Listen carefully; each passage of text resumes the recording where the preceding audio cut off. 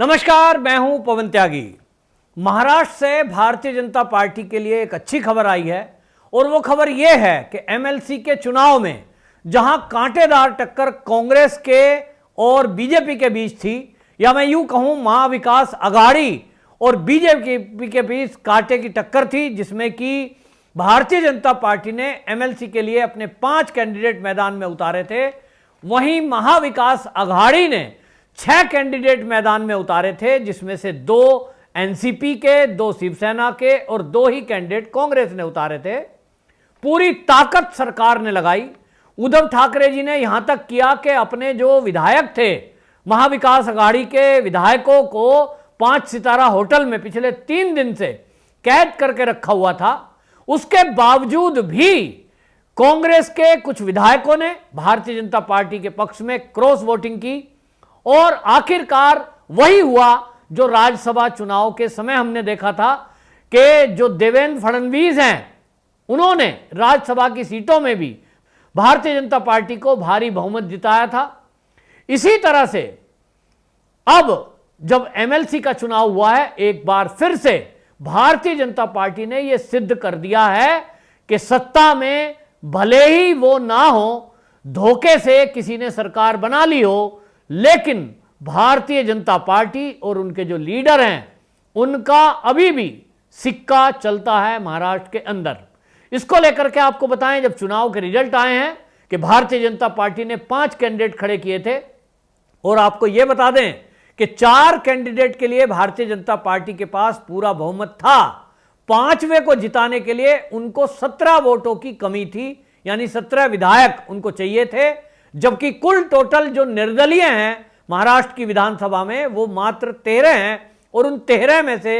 7 को अपने पक्ष में होने का दावा महाविकास आघाड़ी कर रहा था। बाकी जो 8 बचे वो किधर जाएंगे, उनके बारे में भारतीय जनता पार्टी दावा जरूर कर रही थी, लेकिन लोग ये कह रहे थे कि ये बहुत मुश्किल काम है कि भारतीय जनता पार्टी के पक्ष में ये सभी विधायक जो निर्दलीय हैं और छोटे दल हैं ये वोट करें। लेकिन हमने देखा कि 288 सदस्यों की विधानसभा में 285 विधानसभा सदस्य वोट करने पहुंचे। उसमें भारतीय जनता पार्टी के 2 लोग तो ऐसे थे जिसमें एक व्हील चेयर पर और एक एम्बुलेंस के जरिए वहां पहुंचे थे, यानी तबीयत बहुत खराब थी। लेकिन चूंकि चुनाव बहुत महत्वपूर्ण था, और इस चुनाव में एक तरह से यह कहें कि अगर एक सीट की बात कहें, बात एक सीट की नहीं है कि भारतीय जनता पार्टी ने 5 जीत ली, अगर 4 जीतते तो क्या होता। लेकिन हां, यहां मेन बात यह है कि सत्ता में इस समय महाविकास आघाड़ी है, सरकार शिवसेना की है। उसके बावजूद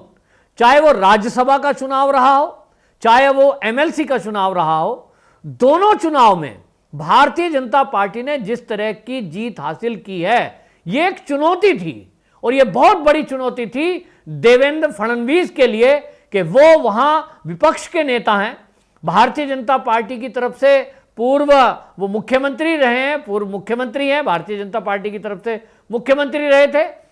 उनको वाकई में एक ये चुनौती भरा काम था कि जब सत्ता में कोई बैठा हो तो उसके पास बहुत तरह की ताकत होती है, और हमने देखा भी कि किस तरह से वहां एफआईआर पॉलिटिक्स की गई, किस तरह से डराने धमकाने की पॉलिटिक्स की गई। उसके बावजूद जिस तरह से पोल खोल अभियान भारतीय जनता पार्टी की लीडरशिप ने किया महाराष्ट्र में, वाकई में देखने को मिलता है, एक काबिले तारीफ है। मतलब हमने देखा है राज्यों में विपक्ष और पक्ष होता है, लेकिन जिस तरह से महाविकास आघाड़ी सरकार ने, शिवसेना सरकार ने विपक्षियों को डराने के लिए पुलिस का सहारा लिया, वो सारा उनका जो जुगाड़ था वो फेल हो गया। और जिस तरह से किरीट सोमैया हमने देखा जिस तरह से देवेंद्र फडणवीस के ऊपर भी एफआईआर कर दी गई थी, इन सब से बिना डरे वो अपने काम में लगे रहे, और उसका नतीजा आज ये है कि ये तो चलिए विधायकों ने वोट दी है, लेकिन आपको वैसे बता दूं, जो महाराष्ट्र की राजनीति को कवर करते हैं ऐसे मेरे मित्रगण जो पत्रकार हैं, वो बताते हैं कि इस समय भारतीय जनता पार्टी का जो ग्राफ है वो महाराष्ट्र के अंदर काफी तेजी से बढ़ा है, क्योंकि महाविकास आघाड़ी के जो भ्रष्टाचार हैं उससे सारी जनता त्रस्त है। और अब ये समझ भी रहे हैं, आप समझिए, वो जो 3 वोट नहीं पड़ी हैं उसमें 2 तो वो हैं जो इनके जेल में है विधायक महाविकास अघाड़ी के और एनसीपी से नवाब मलिक और अनिल देशमुख। तो ये जो 2 वोट इनकी कम पड़ी हैं, 2 तो यही हो गई है, बाकी क्रॉस वोटिंग हुई है। तो आपको बताएं जो आंकड़े हैं वहां आप जैसे जानते हैं 288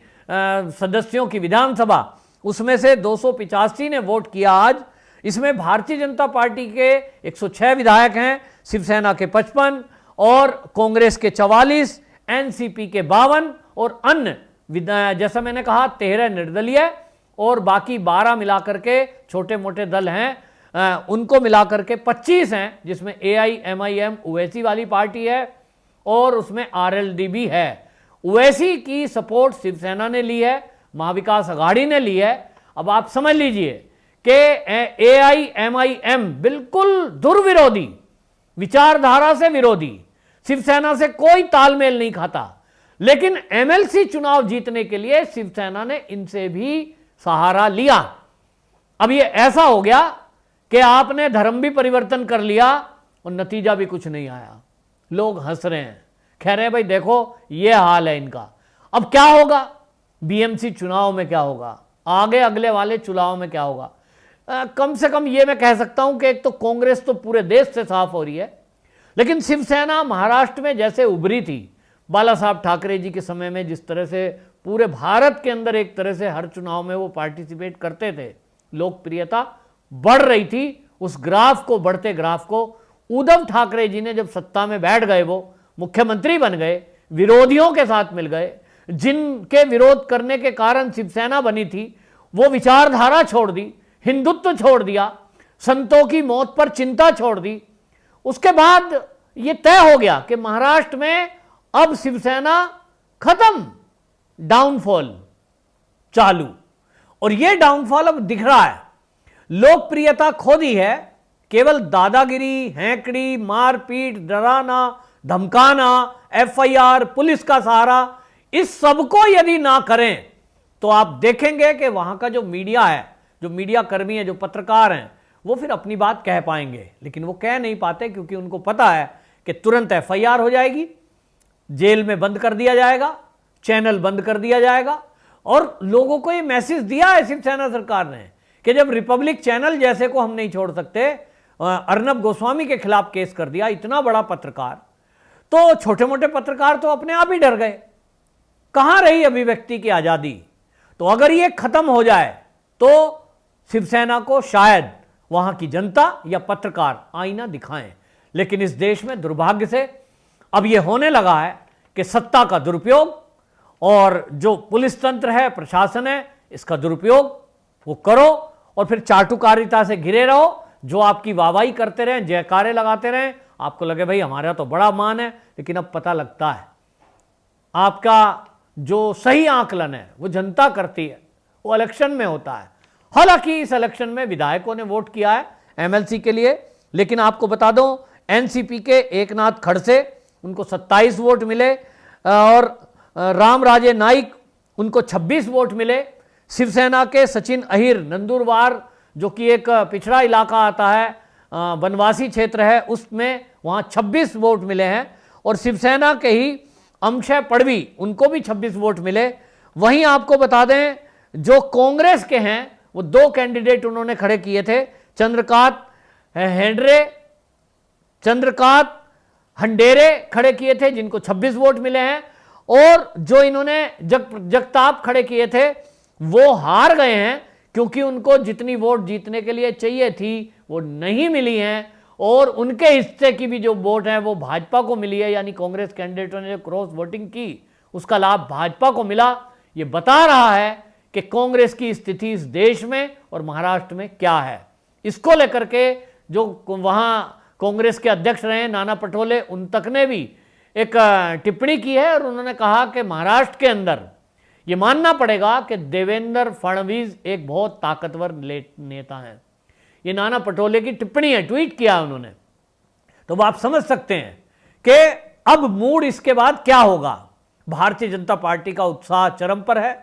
राज्यसभा की सीट जीतने के बाद जिस तरह से भारतीय जनता पार्टी ने अपना दमखम दिखाया और अब MLC की 5 सीट जीती हैं, इसके बाद भारतीय जनता पार्टी का उत्साह चरम पर है और इसके आगे आप देखेंगे इसका परिवर्तन कि अब चुनाव प्रक्रिया निपट जाए, उसके बाद आप देखेंगे कि कांग्रेस और शिवसेना के बहुत लोग अब भारतीय जनता पार्टी की तरफ रुख करेंगे, क्योंकि उनको लगेगा, दिखाई दे रहा है कि आगे आने वाला जो भविष्य है राजनीति में वो भारतीय जनता पार्टी का है। कोई केंद्र में दोबारा या तीसरी बार मैं कहूं मोदी जी आने वाले हैं और जो राज्य की राजनीति है महाराष्ट्र की, वहां भी देवेंद्र फडणवीस एक बार फिर एक हीरो बनकर के उभरे हैं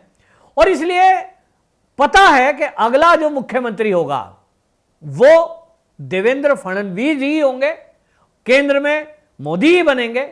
तो कौन नहीं चाहेगा कि ऐसे लोगों का साथ लें जो आगे बढ़ रहे हो, महाराष्ट्र को आगे बढ़ा रहे हो, राजनीति में उनका भविष्य हो। और इसी तरह से ये जो है सारा आंकड़ा ये भारतीय जनता पार्टी के फेवर में जो गया है, इसका असर अब अगले आने वाले बीएमसी चुनाव में दिखाई देगा,